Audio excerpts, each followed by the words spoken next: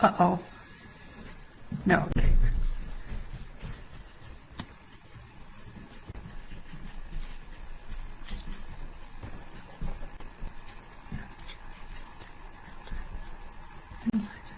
Hi guys, I haven't done a live in a while, and the setup of this looks a little bit different than the last time I was live on Facebook. And so I'm kind of getting a feel for how things work here. I don't know if it put the title on there or not. Hi Heidi, thanks for stopping in. Okay, you guys might see my puppy in the background. She's still learning how to be civilized. Hi Heather. Okay, I'm going to get started right away since this is going to post in replay. I know that people will come in and out and you can always watch it afterwards. I am Mariah Ross and I own Sugar Coated Confections. I live in South Central Alaska, and I've been making sugar cookies as a business for about 2 years now, and as a hobby for like 4 or 5 years now, something like that. And I'm going to speak with you briefly, if I can, about farmers markets today. Last summer was the first time I did farmers markets, and I chose to do ours every other week. Where we are at, our farmers market is a really big deal. It's a really big community event. Hi Sheila. Even though we don't get a lot of produce at our farmers market until later in the summer, so because of that, our community has made a really big effort to make it a gathering place by adding live music, like big live music. And there's a lot of other local vendors that make stuff that are, a lot of it is Alaska based, and then you'll see the produce start to run in later in the season. But there are other bakers and food trucks, and it's just really a celebration for our community that we are outside again and there's not 10 feet of snow. So when I'm setting up for a farmer's market, I take a week beforehand to prepare. So I do it every other week. It is lovely, Karen. I do them every other week, so I get a week off from doing it, and then I prep for the farmer's market for like a solid 5 days, really. The first few days I plan out what I'm going to do, and I make my dough, I make my sugar cookies, and then the last day I am supplementing with stuff that I'm making aside from sugar cookies. And depending on the size of your event, I highly suggest doing this. Sugar cookies are time consuming to make, and they're also, they take more time to dry, right?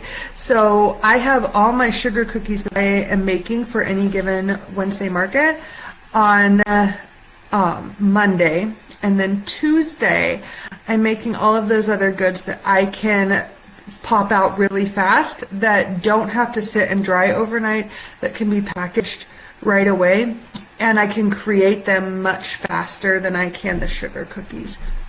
So if you're new to your market, I suggest, number one, talking with the person who's in charge of it to get a feel for exactly how many people they have coming through your event.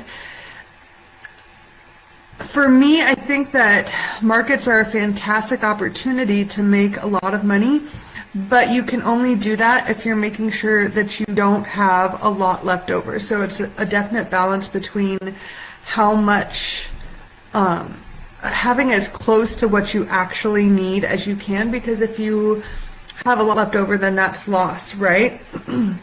Like I said, I supplement with quicker items too. I also make stuffed cookies. I make cookie sandwiches, which are a really big hit. I've done cupcakes. They don't go over as well. And I make something called triple chip cookies. They go over really well. All of those I can make really quickly in one day to supplement everything that I've made as far as sugar cookies. Best sellers for me at the market, I think it's important to remember that you need to know your audience for any given market. For us, we do have a lot of families that come, and so I prefer not to do super kids cookies usually. I prefer not to do like kids' birthday parties or anything, but I'm still trying to use that audience to the best of my ability. So when I'm doing farmers markets, I will do paint your own cookies. I will sell as many of them as I make. I do love notes, which are hearts, and then they've got the lines on them for paper, and I sell them with a pen so that you can do love notes. And I do tic-tac-toe boards, and I feel like that really catches the attention of my kids' audience when they're walking by with their parents. So aside for that, for sugar cookies, I try to pick a theme every week. So at the beginning of the summer, I was doing flowers. In the middle of the summer, I was doing, we're in a really big fishing community, so I was doing salmon and like Alaskan wildflowers and moose, something that, it's when we're in the height of our tourist season, so trying to reach out to those people. And then at the end of the summer, when we were having more of our produce hit our farmers market, I was doing like fruit baskets, and I love doing like a cookie as different foods. So I was doing apples and lemons and lemon slices and blueberry baskets and strawberry baskets. I like the idea of trying to tie it to something that's happening in the community or at the market at that given time. And it also helps me to make sure that I'm not overextending myself in designs, because if you can stick to a small set that you're wanting to do, that's going to save you time, both because you're decorating the same cookies over and over again, but also because you're mixing less icing colors, which takes a lot of time. Christy, where in Alaska are you coming? I live on the Kenai Peninsula. It's south of Anchorage. So I also make a concerted effort to do a lot of designs that are a little bit more simple. Not a little bit, that are more simple, because I can make more of them faster. And for our market, at least, everybody's is a little bit different as far as how many people you're going to have attend, but it's all about the numbers and how much I can get made in that week ahead of time. So I'm wanting to make the most of my time, and that means that instead of showing like my very best work, I am sticking with mostly simple designs, and then I have like 2 or 3 maybe that are something that I'm more proud of, right? And so I try and put a couple things out there that are kind of like, this is what I can do, and this is what I am doing for this market so that I can serve the most people possible. Okay, let's see. I freeze a lot of stuff ahead of time, especially my cookie sandwiches. Anything that has buttercream, I will freeze ahead of time so that it's staying cold up until when I'm selling. And then setting up for your booth space. This is really important. So last summer was the first summer when I was doing booths outside in the summer. I'd done them in the fall and I'd done them in the spring, but last was the first summer because of COVID. And so a lesson that I had to learn that I wish I would have heard from somewhere else is that you have to be careful of the sun. It's not as warm here as it is where most of you are likely. So I kind of had to learn the hard way to rearrange my booth to where it was as much out of direct sunlight as possible. I learned very quickly that your cookies will condensate and it will make colors bleed, and it's just a mess. I guess that's one of my bigger pieces of advice, is making sure that going into it, you know what the weather is going to be like and try and set up your booth accordingly, because it's kind of devastating if you have cookies being ruined just sitting there because you have not set your booth space up accordingly. When I'm going, I typically bring 2 tables and I try and stack my stuff high. And depending on how the weather is, if it's a cloudy day, I like to create my booth so that my tables are as out far from my tent as possible, creating more space inside. It makes it easier for people to come up and look at, but if the sun is shining in, then I am going to put them at a V so that you have to come further into the booth to see my goods, but they're going to keep them out of the sun, which is going to help preserve them longer. Juno Scabway, catch a can.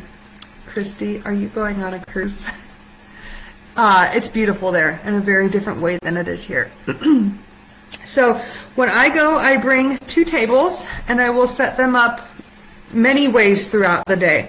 I bring coolers, I bring battery packs, I have a big sign. I think that decorating your booth makes a big difference to make it as inviting as possible. I think that that's part of why I try and stack my tables high, is because you want to make it look like there's a lot there, and you want to make it look as, you want it to be eye-catching so people will come over and look at it. Frozen items. When do you take them out of the freezer to thaw? I take them out that morning. Christy, it was a really hard lesson to learn, and I'll show you something else that I have too. Carol, I take them out that morning and I put them all into a cooler, and then when I get to my event, I have them actually, hold on, I can show you real quick. I have them in bins like this, a bunch of bins like this, and I'll take one out so that it can start to thaw while I'm setting up the booth, and then I will take subsequent ones out as that one empties out. So, and I don't usually put my sugar cookies in the freezer because they're fine in the time that they're packaged. I bring coolers, I bring battery packs. I try and get there to set up early because I hate feeling rushed, and I feel like that's when something bad happens. I have lots of decor items. And somebody had posted in one of our sugar cookie marketing groups that they use, it's like Walmart room spray oil or something like that, and they spray it on their booth and it makes it smell vanilla-y. I do that and I've got lots of compliments on it and had nobody complain. So when I remember, I will do that. So I bring lots of display items. I had a couple that I was going to show you. I think that the big thing is, whenever I'm setting up a booth, I'm setting it up to make it look like I have as much there as possible. And as my product sells, I'm going to condense down, move things around so that it continues to look like I have as much as I possibly can. So you can do these with cake stands, and I do with many cake stands, but we also made these guys. They're just a very basic rudimentary design, but they work great. I have them in 4 sizes actually, but here's 2. There's one bigger and one smaller. So we can stack them, and I can stack them to where they're all flush against one side. I can have them to where they're centered on top of each other going up. I can have them to where they're tucked underneath each other like this. So there are these surfaces that throughout the day, I'm constantly moving them around according to what is selling and what's still there and how much product I have to have stuff showing on as many levels as possible. So I use actual cake stands for that too, but I actually like these better because they are square, and so I can put them like flush up on the back side of each other, and I can also center them. So we use those. I have a couple of like shelving units that can collapse down when I need to, but my whole purpose is to create as much height and visual interest as possible. I usually will keep my sugar cookies all around the same place, and I use this little fan to help to try and keep them cool. So this thing just plugs into an external battery, and it will run for quite a while. There's just a button on the back, and I will have cool air going on them throughout the day to try and help keep them from condensating. That's another thing I bring, is a couple different battery packs. Let's see. Make sure you bring business cards. I like to bring clear bags. That's another piece of advice that I got from this group before. I used to use brown paper bags to put my stuff in, but I have had so many people come back to my booth before because they've seen somebody else carrying my cookies in a clear bag. So if I'm doing pre-orders, I still use dark bags so that they can't be seen through, but the more your product can be seen by other people, the better. So I use clear bags. When I'm bringing everything to and from the event, I bring them in big under the bed bins, and I stack those on top of my coolers underneath my tables so that they're not seen. At any given time early in the day, I probably have like maybe 20% of what I've brought out on display. I try and keep anything that can be cold for as long as it can be, and I just move things around to make it look like there's as much as possible. I accept cash and Square. And one thing that I don't do, I'm sorry you guys, my puppy is being crazy. One thing I don't do is have my prices listed everywhere. I think that most people who are going to farmers markets and vendors events in general like to chit chat. They like to talk. So if I can have a reason built in that I can start conversation and have it feel more natural, I'm going to do that. So I'm going to stand all the time. If somebody comes over and they're looking at something, I can tell them how much it costs. I also like that because I can change my pricing later in the day if I want to. I've done that before. For some reason, cupcakes don't sell well for me. And so I can lower the price without feeling like, I don't like the look of like a slash or something like I'm discounting. I don't like that. I would like everybody to think that they're paying the price that I want them to pay. And so showing a slash on a price doesn't sit well with me. And so I like that with nothing listed, if I want to change the price, I can do so, and I don't feel like I have to justify myself. And it's a great way to start conversation. So one thing that I think is super important anytime you're doing any sort of vendor event is you need to be looking for a way to continue to make contact with the people who are there. So Christina, I was just going to say that. That's exactly right. I try and stand the whole time, or as much as possible. I'm going to be standing, I'm going to be moving around. Something else that I love about having a booth that where everything is easily rearranged. If things are slow, I'm going to look busy because I'm moving things around. I'm going to readjust things. And when somebody sees it with a new eye, they see it differently. But if you're sitting in the back of your booth and people come up and you're just kind of making eye contact, you're making it harder for them to want to make a purchase. So I'll tell them about how I create things and how much time goes into it, and what the flavors are and what the flavor profiles are, and I'll explain how to use the PYO cookies or how to do the love note cookies, and I'll ask them what they're doing that day. A lot of people are just looking to like have a good interaction with somebody, and so I find it beneficial to like put things in place that are going to make it more difficult for me to sit down and be still. So I don't list my prices. I also suggest bringing a calendar. It's a great way to book orders for outside of the event or later in the year. This year I am going to put out a big poster too because I teach classes now, and so I'm going to advertise those classes when at the events too. And so I bring 2 tables intentionally too, and when I bring them, one table is slightly smaller than the other. When my stock starts dwindling down, I'll break that other table down and I'll center my table in my remaining table in my booth, and I'll stuff everything on that one table, because again, the more it looks like you have, the more people are likely to come in and stop at your booth.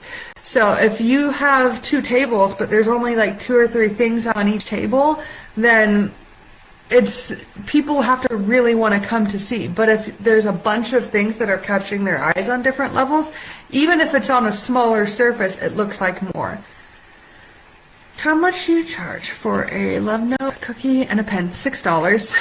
I charge $6 for my PYOs, for my tic-tac-toes, and for my love notes. And I will probably actually up them this year. So I'm fortunate because the farmers market that I do in the summer, their booth price is really inexpensive.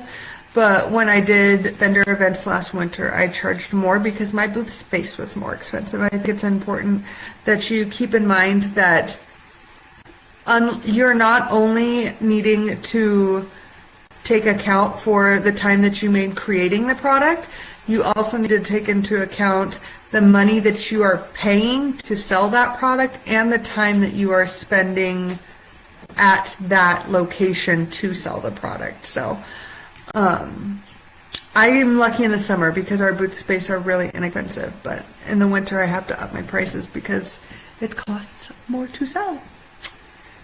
Let's see. I think that's about everything I had. Does anybody have any questions? Let's see, big sign. I got a big sign, a big banner printed off at Walgreens, and it was super affordable, and I was perfectly pleased with the quality of it. When my booth space when my inventory drops down too, and I have more space, I will usually justify going over and buying peonies from one of the other booths. People always stop to smell them, and I love to have them for my house anyways. So it's another thing that makes it look more full. Every one that I did last summer, I came home with like 10 to 12 cookies, and that was it. So at the end of the day, I was really trying to make it look like I had as much as possible. How do you get your stuff from your booth? Oh my goodness. I have children. Carts. Yeah, my husband just said carts too. So I have children that will help me get it there. I've done it by myself too. It's a lot more work. But the carts that I have don't work great just because you're going over a gravel area and over grass that's not super like even. So generally my kids will come with and help me set up before they go. I can do it by myself. It just takes a lot longer. Okay, several questions just came in here. Let's see. Do you provide samples? I don't. I did at one event offer a free like mini cookie if you paid with cash, but I don't provide samples. Combination of cookies. Yes. So Jamie asked how the combination of cookies that I bring. So I bring as many sugar cookies as I can make in the 4 days ahead of time. And so, I mean, it had to have been like 200 sugar cookies maybe, full size, and then some minis too.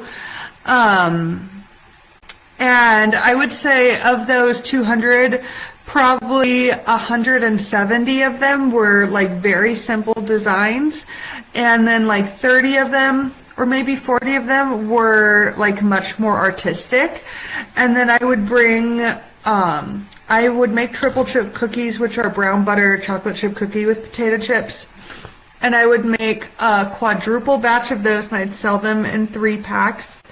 I would make whoopie pies, carrot cake sammies, oatmeal cream pies. I would make a an espresso oatmeal cream pie with brown butter, and each one of those I would make between 24 and 48, just depending. It would kind of depend on what where my ingredients were for that week, how much I was making of each one. I did cupcakes a couple times, and the cookie sandwiches always sold better. And then I do stuffed cookies, and they always sell really good too. And I sell the stuffed cookies. I now sell them for more than my sugar cookies. They're so much quicker to make, and I can sell them for as much or more. Let's see. I do use ice packs. I once used frozen water. I don't do that anymore in my coolers, and I put them in these, and they have a red lid on them, and I will put an ice pack in between them. I did not show a picture of my booth. You guys, I have posted a picture of my booth space before, from not this farmer's market, but from another event in here. I will see if I can link it afterwards. And if you go to my Instagram, I have a couple of videos of my booth space. It's Sugar Coated Confections AK, and you can search there if you want to. If they don't sell, do you freeze them till next time? So all of my, I have once, but the short answer is no, because there's usually few enough left that I just let my kids have them for helping load and unload. I have once, and they were fine. I love using a freezer. I think it's great, but I haven't had to do it because usually when I just have like 10 cookies left, it's not worth throwing them in the freezer for 2 weeks from now. Like, I have 4 children who will eat sugar. So I'd rather just leave my freezer free, because I will make big batches of dough, and I'd rather keep that in my freezer than like 4 cookies. So, okay. I think those were all the questions. Yay! Let's see. Collapsible wagon. Yeah, I've thought about getting one of those. I just don't know how well they would work at my farmer's market space. But something else to consider, again, like, it's going to be a little bit different everywhere according to what you're doing, but it does get windy where I'm at, and so I do bring sandbags to hold my tent down, and I do have a tent, and it has 2 sides on it, and that helps block the sun too. I'm doing my first farmer's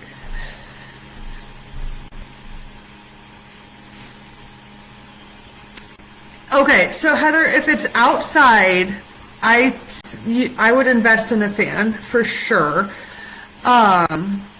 I like to have displays that will elevate, and so I say invest in your display. So I use a very basic white tablecloth, and my sign is like a peachy corally color, so it adds color. I also have like fabric scrap curtains, which add a lot of color, but I think the biggest thing is you want to make it look like you have a lot in your booth, and so the more that you can elevate things, and with items that you can move around. So I get cake plates and stuff from Salvation Army, and I think that those are great. We made these wooden ones for just, like, it was just scrap wood. It didn't cost us anything, but anything that's going to make it easier to elevate would be great. Do you have a solution to keep bugs and bees away? Ugh, I don't. We don't deal with as many bugs, and where our farmer's market is, there's not very many bees because it's such a big open area. So occasionally I'll see one, and there's not much that I really have to do about it. They just move along on their own. I think probably because there are people with flowers farther down, and so they'd much rather hang out there than with me. Do I advertise being at the market? Yes. I'm so glad you brought that up. I advertise it consistently the whole summer. Like, from the time, so like if I had a market yesterday, then I am probably going to be like silent as far as advertising the market for another like 2 or 3 days. But after that, I'm on Instagram a lot, especially on Instagram stories, starting like probably 3 days after a market ends. I'll start kind of like throwing around thoughts about what our theme will be for the next market, what designs I'm going to do, and I'll ask for opinions and get engagement in that. And then as I'm creating things along the way, I post a lot of videos in my stories. or reels that are kind of showing little sneak peeks of what might be there. And then typically the Tuesday and Monday before the market, I will go through what I'm making as far as cookie Sammys, and I'll do like little behind the scenes things all along the way. I also will promote other vendors that are going to be at the event, both when I'm going to be there and when I'm not going to be there, so that it creates community and they're more likely to share my stuff too. So that's the only way I advertise though, Heidi. I don't pay to advertise. Okay, Chrissy, I can post a picture later of my fabric curtains, but essentially what I just did was I got a big long piece of like rope and I cut a bunch of strips that all vary in width from like this wide to this wide, and some of them are lace and some of them are like braided yarn and some of them are linen, and I just loop them around that rope so that it makes a bunch of like hanging down strips, but then I will tie them to the side so they look like a curtain that swoops and goes down. So sometimes I'll spray vanilla on there too, so that when the wind hits them, they'll blow. So my cookie Sammys are big. They're like, they would feed two. They're like the size of my palm, and my cookie Sammys are like the size of my palm probably, and then my stuffed cookies are even bigger. They look really yummy. They are really yummy. And I think that people get them sometimes because they want to share. I hear a lot, I'm sure most people who make sugar cookies do, they say, oh, they're just too pretty to eat. And I say, you have to eat them because then you're only getting to enjoy half the beauty, because they taste good too. But I feel like with cookie sandwiches and with stuffed cookies, people are just like, that looks good, I want to eat that. You know what I mean? They don't like want to like admire it, they just want to eat it. So I think they sell really good because of that. I did a couple of times last year, Christy, take customs, but I try and curb them a lot. I tell people that I'm booked solid, and then if something comes up that I really want to do, like a wedding, then I'll do the custom, but I try and avoid it specifically the week of market, because it just takes up so much time. So, but I like, sometimes I'll do it if it's for somebody that orders from me often, or somebody that I feel like is going to benefit my business essentially in the long term. So, but I try and like black out that week. I sell my stuffed cookies for $6. $6 for my stuffed cookies and my cookie Sammys. So originally I was selling them for $5, but I would sell out really quickly, and I was just like, if I'm selling out, you know, and it's 2 o'clock and I have to be here until 6, then I'm going to try and make some more money off them. So they're big. I might up my price again this summer. We'll see. We'll see how it goes. I think it's important to be flexible. Okay, let's see. I think that's everything now.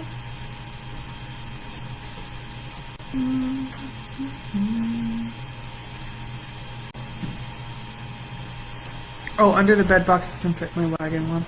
Yeah, I have like a cart that I push Heidi that I can put them on, but generally my boxes that hold my sugar cookies, I don't want to put those on a cart. I don't trust my kids with them. I will carry them myself, because they're fragile, and if they get dropped or something, I really don't want to ruin everything.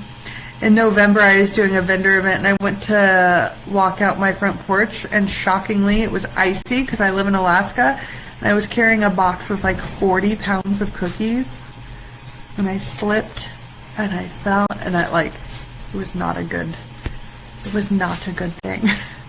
I was hurting for a long time, and I broke a lot of cookies. So, how long a day for the day is it? Our market runs for the last week of May until the last week of August. And it opens at 11. And I'm contracted to be there till at least 6, but there's live music that goes all the way till 9 or 10. I usually am like out of stuff like by like 6 or like 6:30. I'm usually out of there. So I could stay longer if I wanted to, and if I made more, I would probably do okay because there's so many people who come to listen to the live music, but I'm usually about like mentally done by that day. Okay, LJ, so working backwards, my markets are on Wednesdays. So on Tuesday is when I bake everything that's not a decorated sugar cookie. And then on Tuesday, I am packaging cookies. Okay, hold on. Like, how do you go through this? I am packaging some of the cookies on Tuesday morning. On Monday, I am packaging cookies and doing the last of the decorating. So I'm decorating sugar cookies on Monday, Sunday, Saturday, Friday. And then I'm usually doing dough planning, getting ingredients on the Thursday before. Is how that usually works. So, and when I'm making stuff on Tuesday, right before the event, I'm packaging my cookie Sammys and my stuffed cookies and my chocolate chip cookies, like as soon as they're room temperature. Why is that dog walking on my furniture? Get down! She's an overgrown puppy. And she knows that I'm busy right now. I'm usually packaging that stuff as I go on on Tuesday, and it's a long day on Tuesday. I get up early Tuesday morning, and I start doing that. I also pack everything in my car that's not food on Tuesday night, because I like to get to the event space by like 9, and so that way the next day when I'm actually going to the event space, the only thing that I have to put into the car is all of my food items. So I love vendor events, Heidi. I hope that your farmers market goes great.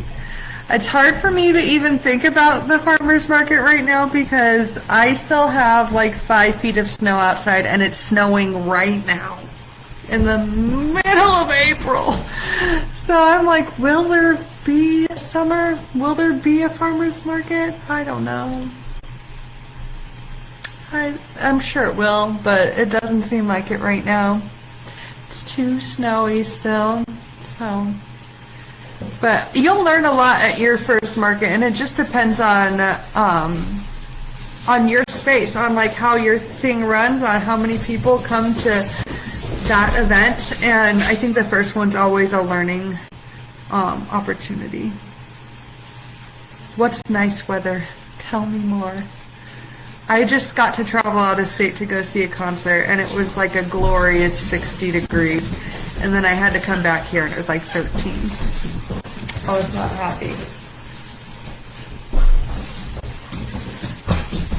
I also did not have a puppy last summer when I was doing the farmer's market, so this will be a new experience for me. Oh my gosh, Britt, have you been watching her at all? Mm-hmm. 80 degrees, that sounds amazing. So the Thursday, I'm usually shopping for ingredients, planning out what all I'm going to make, and then I'm making all of my sugar cookie dough. And I'm trying to bake off as much as I can Thursday, Friday, so that I can spend as much time just decorating and making icing as possible on, like, Friday, Saturday, Sunday are really big for baking and decorating. Oh, that's such a good point, Kimberly. Make sure you have plenty of change. Plenty of $1 bills. I try and avoid coins as much as possible. But I do everything I can to encourage cash. So The more change, the better. I bet you, Wendy, that a market for you in January would be like a market for me in June, like temperature-wise. I don't know.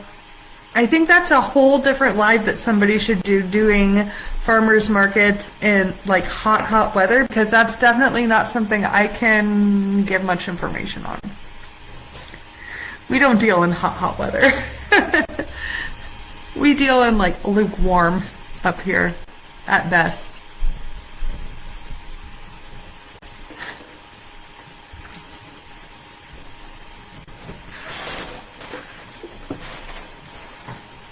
I looked back there a second ago and there was fuzz all over my living room from where she pulled the stuffed animal apart. Okay, friends. She's cute. She's also a lot of mischief. We love her, but she's a puppy. Dreaming of cold weather? You want to switch? It's literally snowing here right now. You don't want to be here. You don't want to be here, Wendy. Nobody wants to be here right now. Nobody.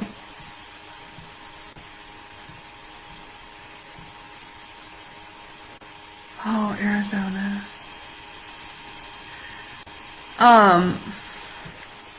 LJ asks, how do you predict your percentage of product to make?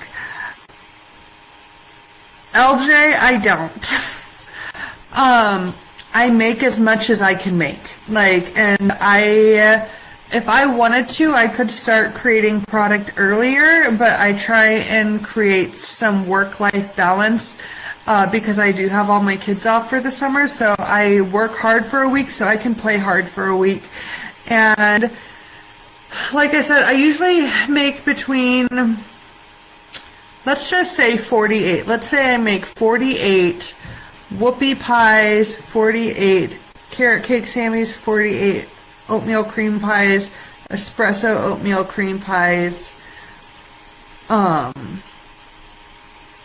What's the other one?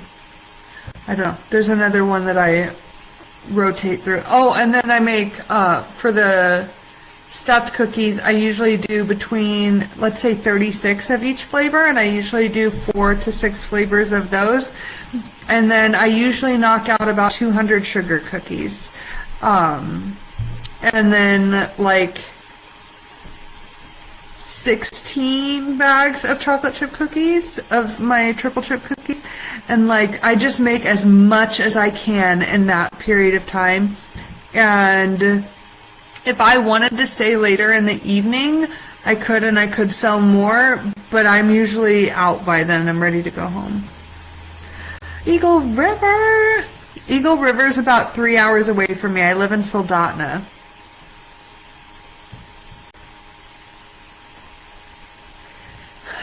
Okay, Chrissy asked a great question, and again, it's going to depend a lot on what market you're at, but she says how many people are attending the market that you do. It has a super wide swing for me just because of where I live. My community like quadruples in the summer with tourism, and so my markets in May get like 1,000, and I think we get upwards of like 8,000 in the summer in July. So it's a really wide swing, and it's also super dependent on what the weather is. But it's a lot. We get a lot of people for our small town. I guess I should say that too. Like, we live in a really small community in theory. Like, I think our like Tri-City area has like 30,000 people or something like that in the winter, and so it's a big gathering spot for us. Most events won't get that much of an attendance, but when we're coming out of winter in May, people are really excited to get to go out and do things. And so we have what I would consider to be relatively high attendance for the size of our community for those May, like that May, June farmers market. And it will continue to rev up through July, and then August will get much slower because our tourism drops off and our summer drops off, and the people who are still out are fishing. that's a different kind of market, and that's a different kind of prep too, right, Christy? Like, you can go about it in a completely different way, but I think that if you market it right, like, you have the potential to get more people there too. So I also do some pre-sales in the summer for Father's Day, and did I do one for 4th of July? There's one other event that I did one for, and I had people pick up their pre-sale items at the event. But it's a big deal here. It's a big deal. So, okay. I think I covered all the questions, guys, so I think I'm going to boogie on out of here. If you ask something in the replay, I'll try and pop back in and answer whatever you have. I encourage, too, if you're watching this in the replay and you have some information to add, please do. I think that farmer markets are going to be really different according to where in the world you live, right? Yeah. So I live in a very niche area, but I think there's a lot of potential to make money there, but also great potential to get your name out there. I think that's a good thing too, is you want to be friendly. The more that you can get your name out there and get people to know who you are so that they will come back to you in the winter time, I think that that's really important. Whenever you're doing a vendor event, it should be just as much about socializing with people as it is about actually selling. Ooh, LJ has one more good question. She says, how many competitors attend the same market? Last year, there were 3 of us that sold cookies at the market. And I know that some of us did better than others, but I don't think that it was a bad experience for anybody. And there was one other vendor that did desserts that was not cookies. So it's I don't know, for our community it's a big event, but there's probably overall maybe right, how many vendors do you think there are at the Wednesday market? That's what I was thinking. Probably 50 vendors all together, and then some food trucks. Probably 10 food trucks, I would say. So a lot of people are coming wanting to eat. So I'm here for you. Let me give you food. So, all right, guys, I hope you have a great day. If you have any other questions, I'll try and get back to them in the replay.